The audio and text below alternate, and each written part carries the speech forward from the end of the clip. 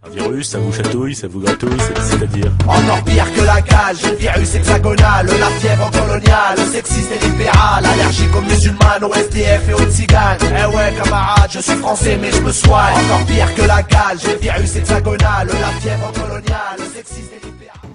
Donc bonjour, moi j'interviens pour le CAPAB, donc le collectif antifasciste Paris Banlieue. C'est un collectif qui existe depuis 2012. Nous, notre but, c'est de nous attaquer à l'extrême droite et surtout à ses idées, en fait, et sur le terrain. Donc, en fait, on est un collectif activiste et c'est pour ça que je parlerai en fin d'intervention des alternatives et des moyens de lutter pour être en lien avec Reprenons l'Initiative.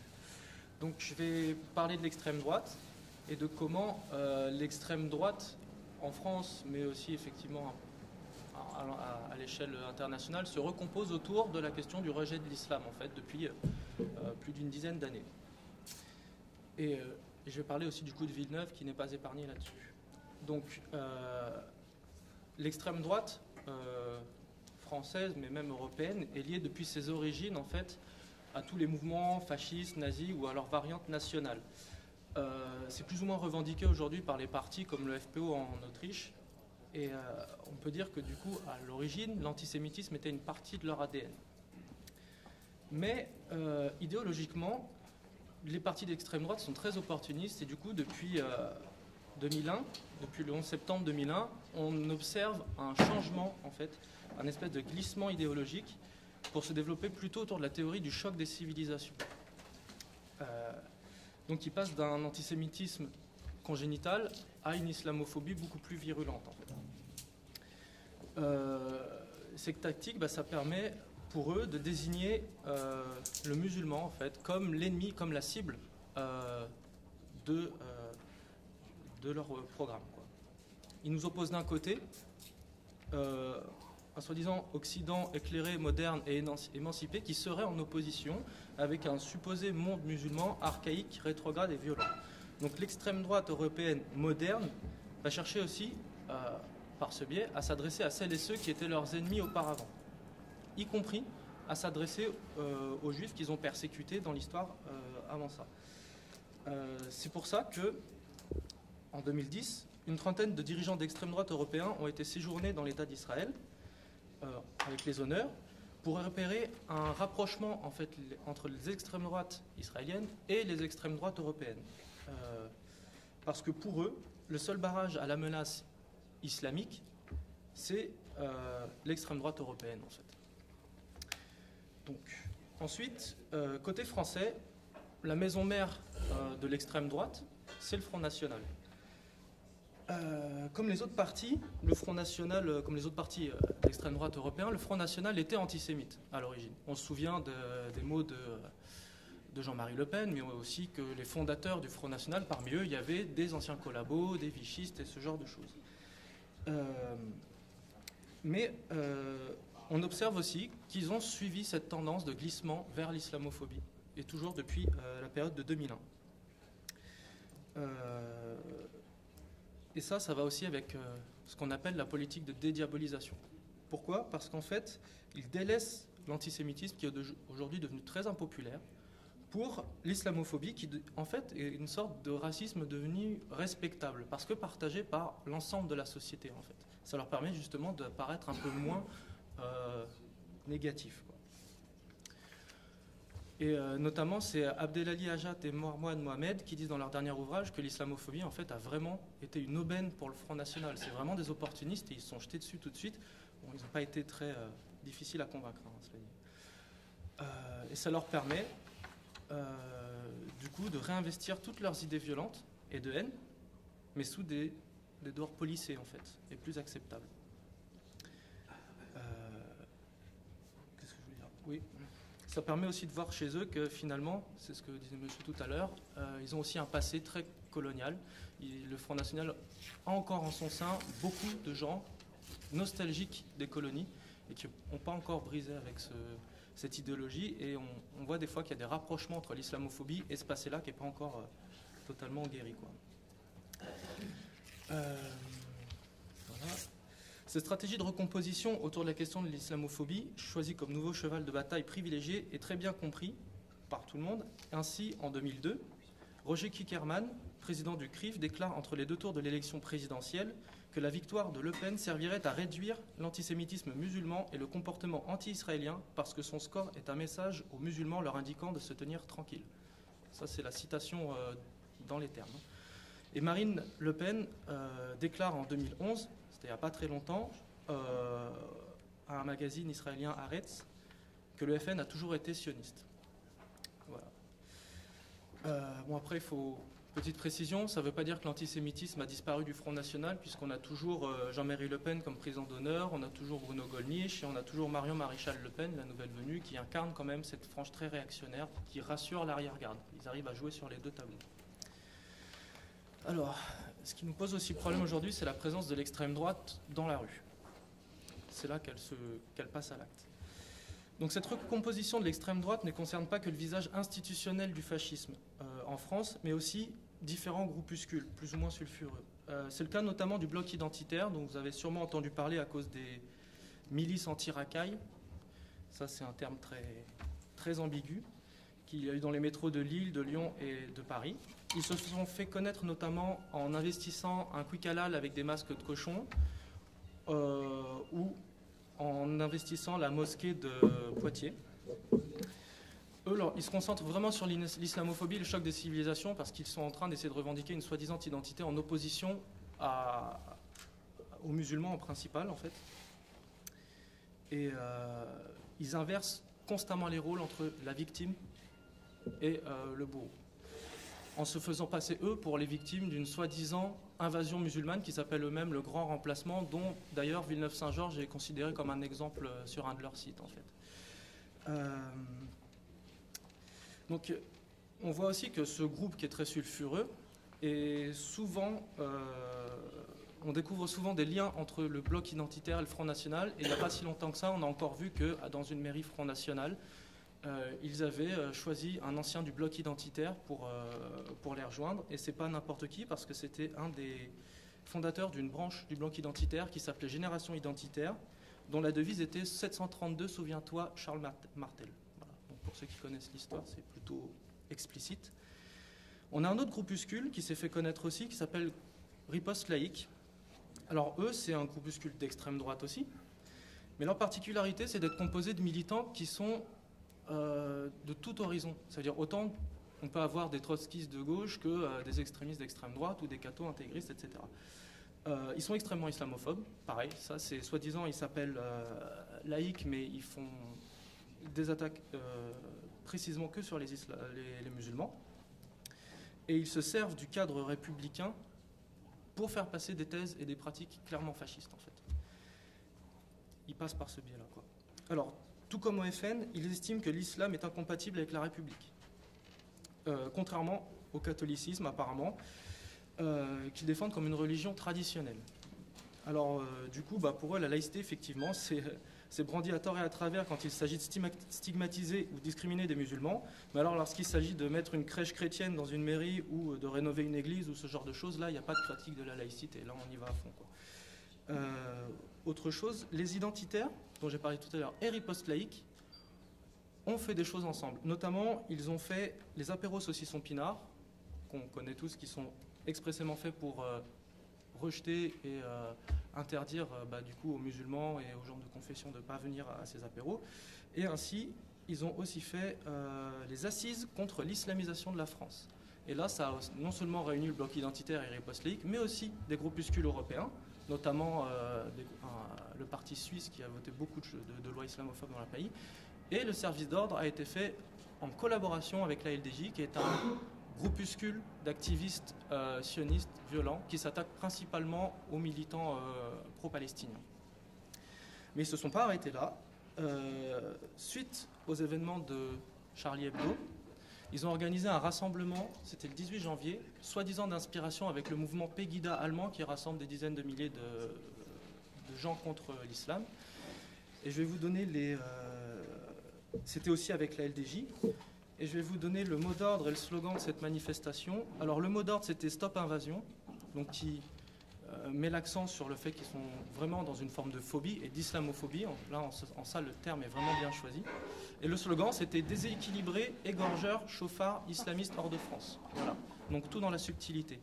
On en est là, on en est vraiment dans une période de vraie décomplexion de la parole raciste et islamophobe parce qu'ils se sentent légitimés pour le faire. Voilà, donc maintenant je vais parler un peu de Villeneuve parce qu'on n'est pas épargné du tout. Si je peux parler du Front National et de son passé avant, c'est parce qu'on a l'impression qu'aujourd'hui, avec la tactique de dédiabolisation du FN, on peut se permettre d'oublier le passé du Front National comme si c'était du passé et que c'était oublié, alors que ce n'est pas vrai, le FN n'a jamais changé. Et pour parler de passé, je vais parler, par exemple, de l'élu FN de Villeneuve-Saint-Georges, qui est aussi le secrétaire départemental du 94, donc c'est pas juste un élu FN, c'est un responsable, qui est un ancien du GUD. Donc pour ceux qui ne savent pas ce que c'est que le GUD, c'est un groupuscule étudiant de la fac de droit d'Assas qui est réputé depuis les années 70 et 80 pour un activisme violent, en fait, extrêmement anti-gauchiste, mais aussi xénophobe et raciste, et très nationaliste. Et c'est pas tant du passé que ça, parce qu'il est toujours leur avocat. Et non seulement il est l'avocat du GUD, avec qui il n'a pas rompu, il est au Front National, qui régulièrement essaye de dire, soi-disant, qu'il n'a pas de rapport avec le GUD, mais il est aussi l'avocat de la Griffe, qui est un, je ne sais pas comment on peut appeler ça, un espèce de syndicat ou de collectif catholique intégriste qui pose régulièrement plainte.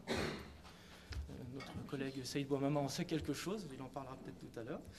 Donc là, on voit qu'il fait le lien, ce personnage-là, entre le Front National qui a une politique de dédiabolisation, mais aussi des groupuscules fascistes de rue violents, xénophobes et racistes, mais aussi des associations catholiques intégristes, donc rien à voir avec la laïcité ou quoi que ce soit. C'est un parti pris très précis. Il a aussi, le GUD, dont il a fait partie, a été très proche parce qu'il a été aussi à l'origine de la création de ce mouvement-là, qui s'appelle Troisième Voie, dont vous avez peut-être entendu parler il n'y a pas longtemps. C'est un groupuscule nationaliste, pareil, très violent, qui est responsable de ce qu'on appelle des ratonnades, donc de beaucoup d'agressions d'immigrés, et aussi responsable de la mort de Clément Méric très récemment. Donc, c'est pas des tendres, c'est pas des gentils, contrairement à ce qu'ils essaient de nous faire croire. Monsieur Joly a aussi invité Monsieur Bruno Gollnisch, pareil, cadre du Front National, il l'a invité à Villeneuve-Saint-Georges. Monsieur Gollnisch, je vais vous citer une de ses petites phrases, si je la retrouve dans mon petit truc. Quand plusieurs communautés hétérogènes ethniquement, culturellement, spirituellement cohabitent sur un même territoire, l'histoire nous enseigne que cela se termine toujours de façon tragique. Donc M. Gollnisch est parfaitement dans le délire de choc des civilisations, de contre-multiculturalisme, etc. Donc c'est ça qu'on nous prépare un peu ici. On peut aussi rappeler tout simplement que le Front National, c'est le parti dont Mme Le Pen est la présidente, et qui a régulièrement entretenu, parce que c'est devenu son cheval de bataille, tout un tas d'amalgames sur les musulmans, les terroristes, la délinquance, etc., avec les polémiques qu'elle a elle-même engendrées sur la viande halal, sur le voile, sur les prières de rue qu'elle avait comparées, alors que c'est des gens qui n'avaient pas de place dans une mosquée, elle les a comparés à l'occupation nazie, pour essayer d'inverser les rôles, toujours. Donc c'est toujours très subtil et très sympathique. Et du coup, on est encore confronté à cette espèce d'axe idéologique d'un parti, le Front National, qui défend soi-disant une civilisation française qu'il faut entendre dans leur bouche comme un empire colonial chrétien, contre le multiculturalisme qu'il faut entendre dans leur bouche comme une invention venue d'Afrique et d'Orient. Il faut rappeler aussi que le Front National, et ça aussi fait écho à cette date aujourd'hui, c'est que c'est l'anniversaire, le triste anniversaire de la mort d'Ibrahim Ali, dont on a parlé tout à l'heure, qui a été tué par des colleurs d'affiches du Front National. Voilà. Donc, je vais préciser que c'est pas non plus du fantasme que le Front National n'est pas passé loin à Villeneuve-Saint-Georges d'obtenir la mairie, à seulement une dizaine de voix près. C'est pas grand-chose. Donc je vais récapituler juste pour la culture générale un peu à quoi on a échappé. À Fréjus et à Mantes-la-Ville, les maires FN ont empêché respectivement la construction d'une mosquée et d'une salle de prière. À Fréjus, il veut fermer les centres sociaux après avoir coupé les subventions jusqu'à moins 67%. Le FN, quand il est élu, en général, une de ses premières activité, c'est de couper les subventions à toutes les associations qui ne leur plaisent pas. Ils ont viré la LDH, ils virent tout ce qui est travail dans les quartiers, etc. Ils cassent tout. À Béziers et à Beaucaire, interdiction des repas halal et menus communautaires. Volonté de réserver les locaux commerciaux vides aux commerçants traditionnels, c'est-à-dire les commerces communautaires français, quoi, blancs, machin.